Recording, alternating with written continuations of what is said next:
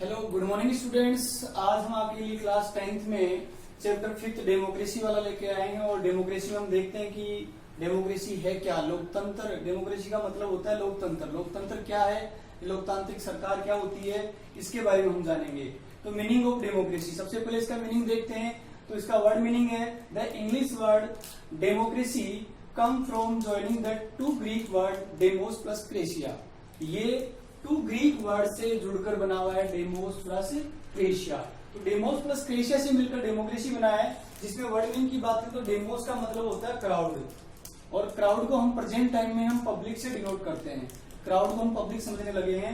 और क्रेशिया का मतलब होता है पावर, शक्ति। तो दोनों का अगर हम लिटरली मीनिंग पता करें तो आता है पावर ऑफ पब्लिक या पावर ऑफ क्राउड, भीड़ की ताकत या पब्लिक की ताकत। तो हिंदी में हम इसको कहेंगे लोकतंत्र अर्थात जनता की शक्ति, पावर ऑफ पब्लिक, जनता की शक्ति के रूप में हम डेमोक्रेसी को देखते हैं। इसके कुछ मेथड हैं। This is a method of the taking decision. कुछ लोग मानते हैं कि एक डिसीजन मेथड एक पद्धति है, एक तरीका है डिसीजन लेने का। क्या? डेमोक्रेसी, लोकतंत्र एक डिसीजन लेने का तरीका है। दूसरा होता है this is a group of decision making principle. ये उन सिद्धांतों का ग्रुप है जो डिसीजन लेने के काम में आते हैं। ये हर डेमोक्रेसी गवर्नमेंट के अंदर अलग अलग सिद्धांत हो सकते हैं, अलग अलग उनके प्रिंसिपल हो सकते हैं। तो उन प्रिंसिपलों को क्या है, ये ग्रुप है। तीसरी बात बताइए, this is a concept of associate with ideological value. ये एक मूल्यात्मक समूह का एक इस प्रकार का एसोसिएट ग्रुप है जो उसके अंदर जो हमारी नैतिक मूल्य आते हैं, नैतिक मूल्यों का समावेश इसके अंदर किया गया है। तो जो भी डेमोक्रेसी में होगा वो नैतिक मूल्यों का समावेश होगा और उनकी बात इसमें की जाएगी।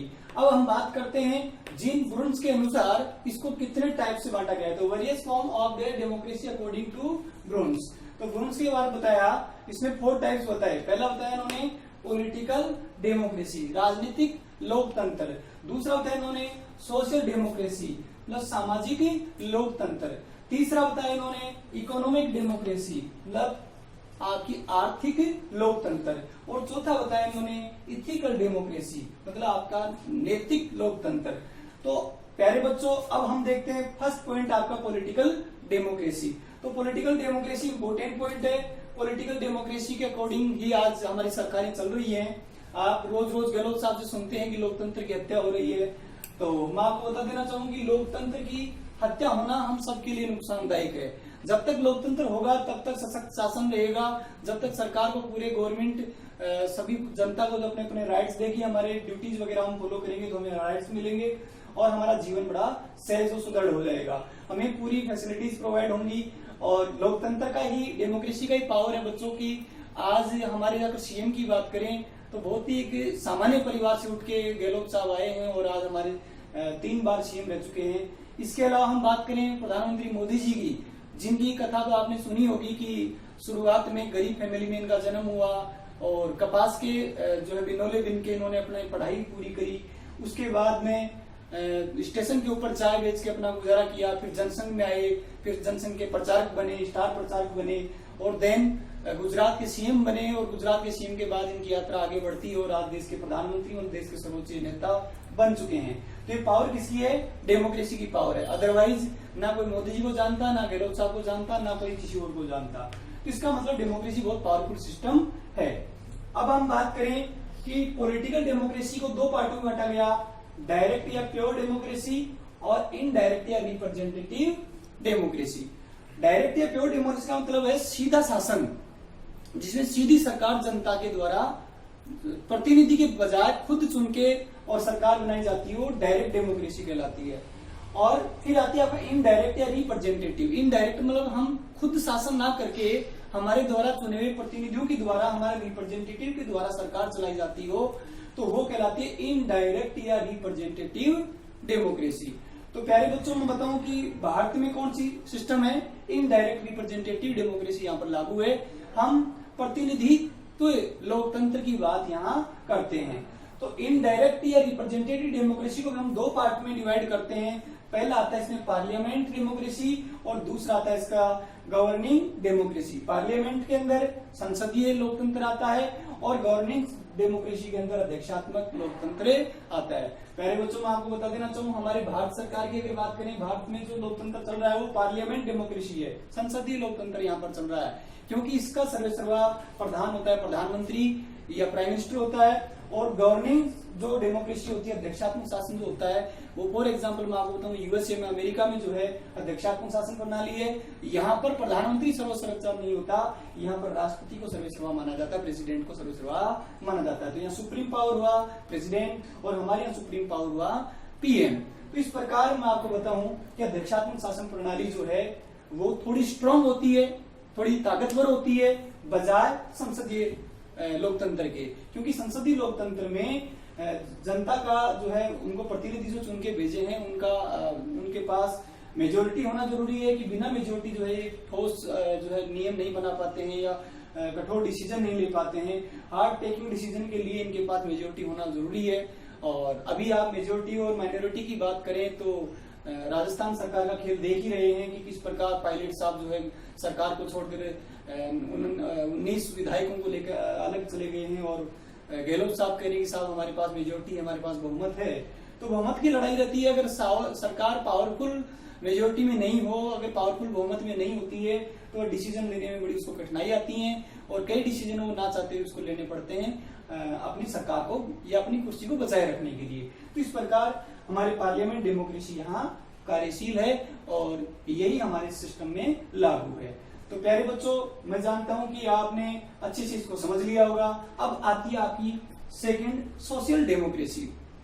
सोशल डेमोक्रेसी का मतलब होता है सामाजिक लोकतंत्र। सामाजिक लोकतंत्र का मतलब होता है हर किसी के साथ समान रूप से व्यवहार हो, सामाजिक रूप से, सोशल रूप से वह इक्विवेलेंट हो, बराबर हो, एक दूसरे के साथ भेदभाव नहीं हो, ऊंच नीच या किसी प्रकार का भेदभाव उनमें नहीं होना चाहिए, तो वो कहलाएगा सोशल डेमोक्रेसी। फिर आता है तो बच्चों देखें, सोशल डेमोक्रेसी में हम सीधा सीधा ये कह सकते हैं कि किसी के साथ जाति, नस्ल, वर्ण या वेशभूषा या भाषा के आधार पर उनमें भेदभाव नहीं किया जाना चाहिए। इसके साथ साथ ही ये कह सकते हैं कि उन सबको बराबर से अवसर की जो है उपलब्धता जरूरी होती है, मतलब सबको सम्मान, आगे बढ़ने के अवसर उनको मिलने चाहिए।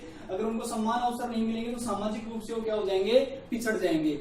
आपने देखा होगा कि कई बार आरक्षण के लिए जो है लड़ाई लड़ते रहते लोग या धरने प्रदर्शन करते रहते हैं। तो ये आरक्षण चला क्यों था? आरक्षण चलने का सबसे बड़ा कारण ही था सोशल डेमोक्रेसी में उनको सबको समान रूप से बराबर करना। जो पुराने समय से या जो आदिम जातियां थी, जो समाज से काफी पिछड़ी हुई थी, बैकवर्ड जातियां थी, उनको मुख्य धारा में शामिल करने के लिए हमने सोशल डेमोक्रेसी को स्थापित किया, और उनको मुख्य धारा में शामिल करने के लिए हमने बहुत सारे उनको राइट दिए, उनको आगे बढ़ने के लिए समान रूप से इथिकल अवसर उनको प्रदान किए, ताकि वो सामाजिक रूप से बराबर हो सके। तो ये आता है आपका सोशल डेमोक्रेसी। अब बात करते हैं हम इकोनॉमिक डेमोक्रेसी की। इकोनॉमिक डेमोक्रेसी एक प्रकार का कॉन्सेप्ट है कि सभी रूप से, आर्थिक रूप से आजाद हो, सभी के पास धन की कोई कमी नहीं हो, अवसर की समानता हो, और उनके पास अपना घर चलाने के लिए सबके पास समान रूप से पैसा हो। खासतौर से अगर बात करें तो सोशलिस्ट लोगों ने और मार्क्सिस्ट लोगों ने, जो कार्ल मार्क्स का सिद्धांत था समाजवाद, उसके तहत इकोनॉमिक डेमोक्रेसी की बात की गई है कि सभी के पास समान अवसर हो, समान पैसा हो, और सभी के पास अपना घर चलाने के लिए पूरे अवसर मौजूद हो, पैसा उनके पास हो। तो आर्थिक रूप से वो सभी लोग क्या हो, समान हो। तो ये आर्थिक डेमोक्रेसी में इसकी बात की गई है। अब बात करते हैं हम इथिकल डेमोक्रेसी की। इथिकल डेमोक्रेसी का मतलब होता है नैतिक लोकतंत्र। तो नैतिक लोकतंत्र जो है, खास तौर से कॉन्सेप्ट आया वो नैतिकता के आधार पर आया कि नैतिक मूल्यों की समानता सबके साथ होनी चाहिए, नैतिक मूल्यों का पालन सबको करना चाहिए। तो इस प्रकार की डेमोक्रेसी में नैतिक मूल्यों की बात की गई है। हम बात करें तो best expression of the ethical democracy in this form and was the liberal democratic revolution of the France in year 1789। 1789 में फ्रांस में जो रिवॉल्यूशन आया, जो क्रांति आई, जो सामाजिक क्रांति आई, उस सामाजिक क्रांति में इथिकल डेमोक्रेसी की बात को उठाया गया। और क्या बताया गया?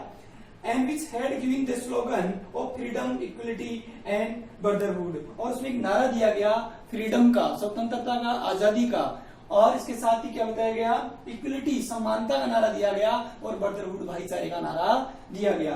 तो जिसके साथ भाईचारे की भावना हो, स्वतंत्र हो, और उसके पास पूरे के पूरे अवसर मौजूद हों, तो ये कहलाई क्या, इथिकल डेमोक्रेसी या नैतिक लोकतंत्र। तो स्टूडेंट्स आपने बहुत अच्छे से इस डेमोक्रेसी को समझा होगा, किस प्रकार इसके पोर्शन जो हैं, चारों पोर्शन को आपने अच्छे से समझ लिया होगा। और भारत में कौन सा संसदीय व्यवस्था है, तो यहाँ पार्लियामेंट्री डेमोक्रेसी है, संसदीय व्यवस्था है। और अमेरिका जैसे देशों में जो है अध्यक्षात्मक या गवर्निंग डेमोक्रेसी है। तो बहुत अच्छे से आपको समझ में आ गया होगा मैं समझता हूँ। फिर भी अगर कोई क्वेरी हो तो नेक्स्ट क्लास में डिस्कस करेंगे। Thank you.